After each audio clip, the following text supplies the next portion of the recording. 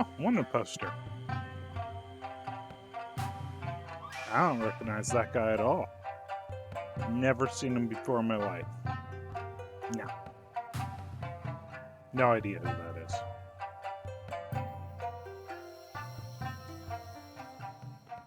So, hello, I'm Dan. And once again, welcome to my Let's Play series where I am Let's Playing making a game instead of playing a game. Specifically, it is this game right here, Ninja Jim. Now, I've had a bad habit in the past of coding whole new systems for the game and not recording any of it while I was working because I was just futzing around. And I totally did not do that again. I totally did not code a whole new system for the game without recording any of it. But if I had it, let's talk about what system that might have been. So, as you may recall, I've integrated a dungeon into the open world. It's this dungeon right here. Now, a thing that had never come up before, because I never had a dungeon integrated into the world before, and never came up before because I tend to play silently like a ninja. Oop, there he is. And never kill anybody, is I very rarely had the red alert up there. Alerted. All the guards are alerted. I never had that, and I never had that come up as an issue in the overworld. I now have it alerted out here in the overworld. And I realize this because of playing around with some of the old equipment in the game that I'd made a while ago. So I'm trying to spruce up a lot of the visual effects for them. And it occurred to me, I didn't have a way of dealing with the high alert. There's no way to get rid of it.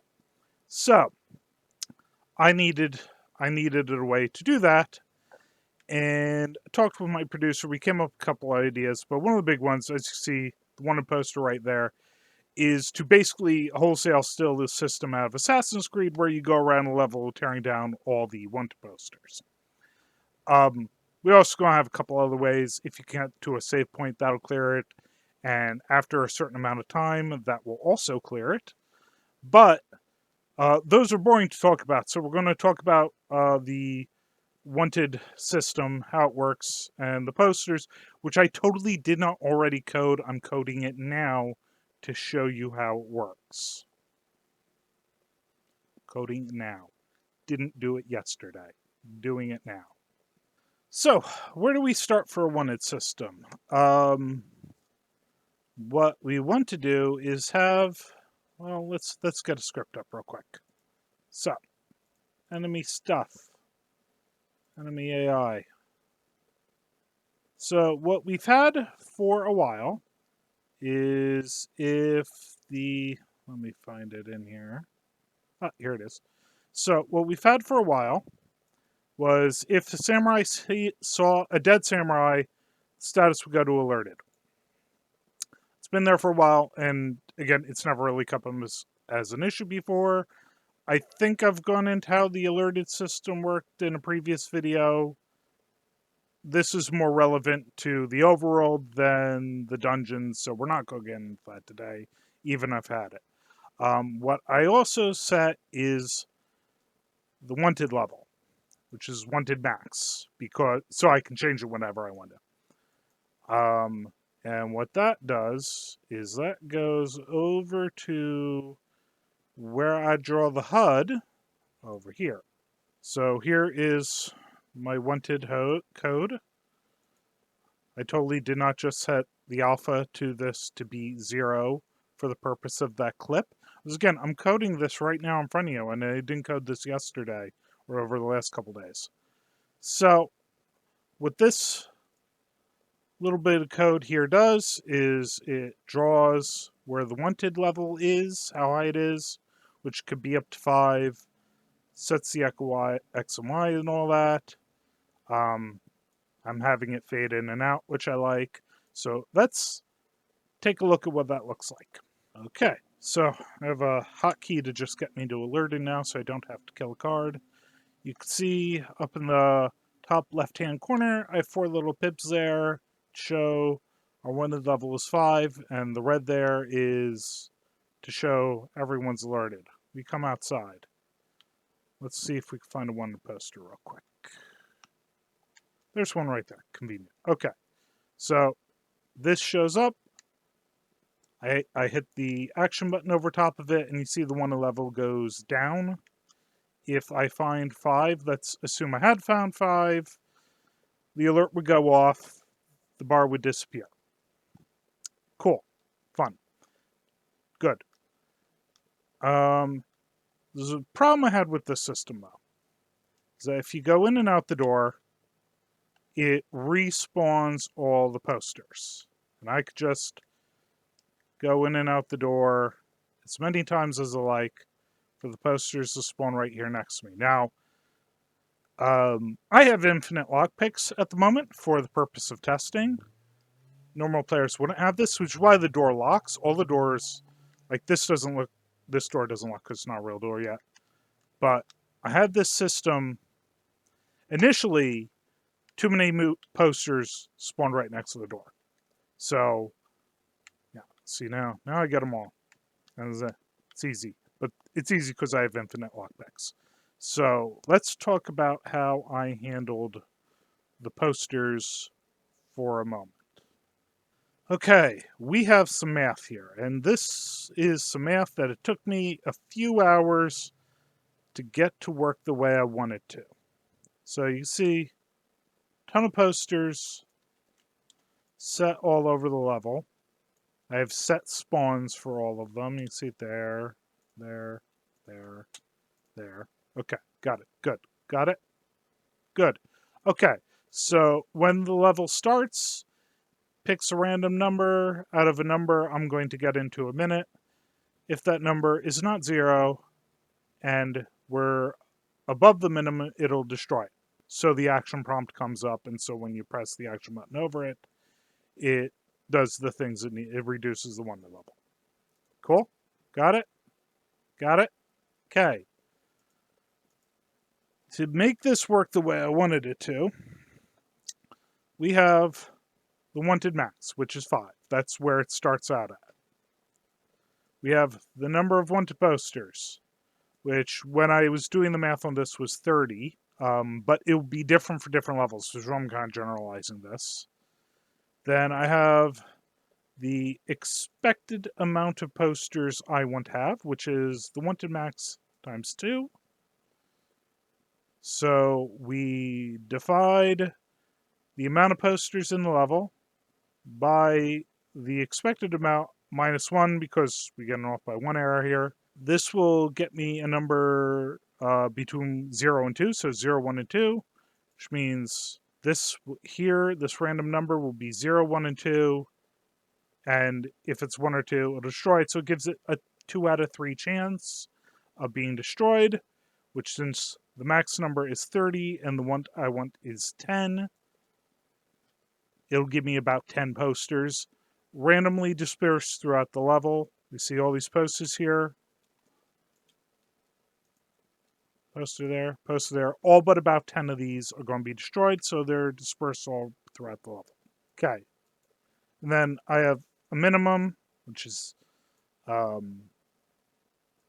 just to make sure there's always enough posters for you to tear down, and a max, which doesn't work. You see it's commented out. I'm going to worry about that later. Wasn't important for the purpose of the video.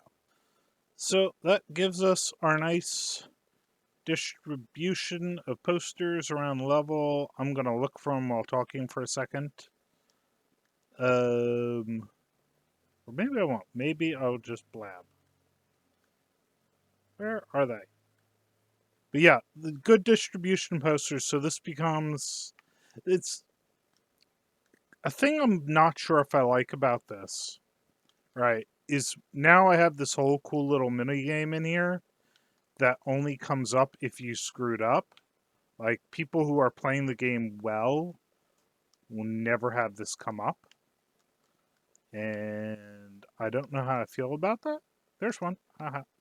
I don't have a good systematic approach for exploring the level, which you'd think I would at this point, because I've done this like 30 times. is. Getting better at running around the level up. That I'm doing. Except for the running out of stamina. I'm not sure if I like the stamina system for running around outdoors. It works really great for indoors to prevent you from just zipping around past guards, which, like I do all the time.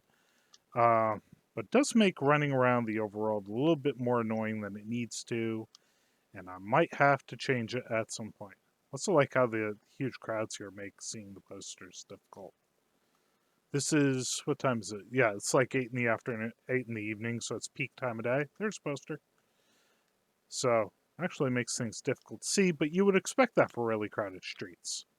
So, it works, and I like it. There's one. Where am I at? I need 2 more. Oh, there's another one. Sometimes they can kind of up right next to each other, but it's the issue with the distribution is you can't really predict where one's going to be. You can't just go in and out of the same door all the time and I'll be right next to you. I shouldn't have done that because now all the posters are randomly redistributed again.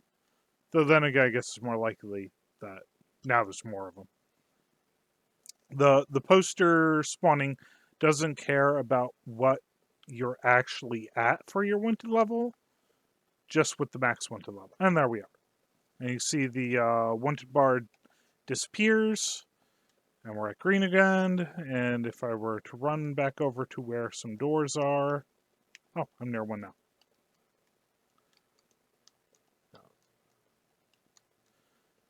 So doors are unlocked again. I'm probably going to have a few doors set to always be unlocked no matter what, like particularly one where the safe room is. Yeah, so I like this system. My only issue is I have this cool system for running around and exploring the level, and I don't have that for properly playing the game yet, but that's because I haven't made that much of the game yet, and there's eventually going to be such systems. I really like how crowded the city is. Oh my goodness. Oh my goodness. The problem with making your own game is that if you want to play more of the game, you have to make it. And it really frustrates me that I have to wait for me to make this game so that I can play it. Anyway, so I've worked on a couple other things during the last week as well.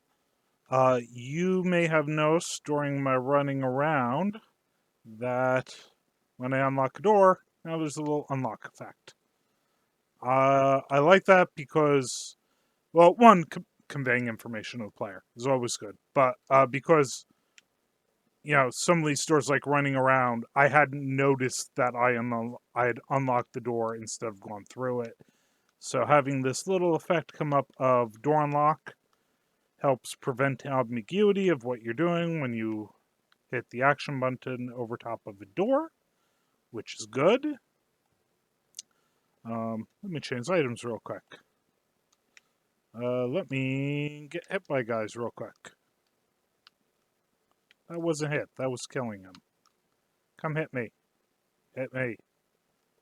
So now when they heal, there's little particle effects that come up. Again, makes it more clear that a thing happened. Alright, leave me alone. That's going to become a problem in a minute. Let me take care of this guy. Don't want to become red alert again. I'm going through a bunch of these old pieces of equipment because some of the animation for it's like really old, like this one. That looks just not fantastic. I made that like 2 years ago. I got to redo it. Also, like you just saw a smoke bomb. I think it looks fine, but it doesn't look really within the current aesthetic of the game. And what was the other one? Well, there's an item here I just never made yet. That's a low priority. But normally, like this item, I didn't select it. Now I've selected it. So this item is the distraction.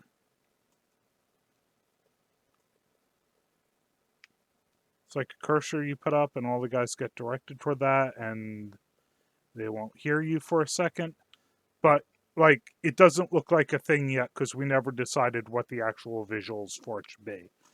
I'm leaning towards some sort of messenger bird of something.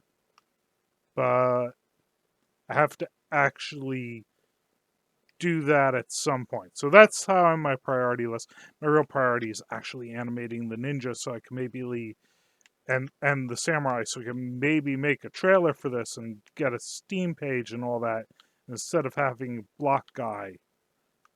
Block Guy's so exciting. No, he needs to be replaced.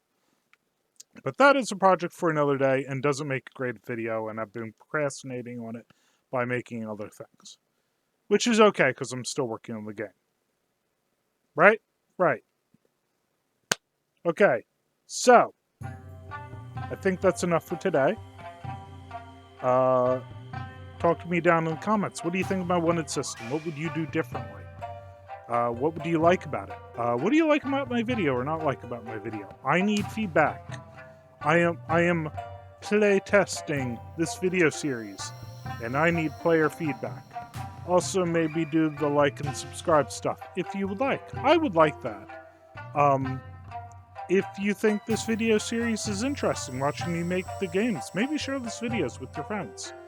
Either way, I will see you next time.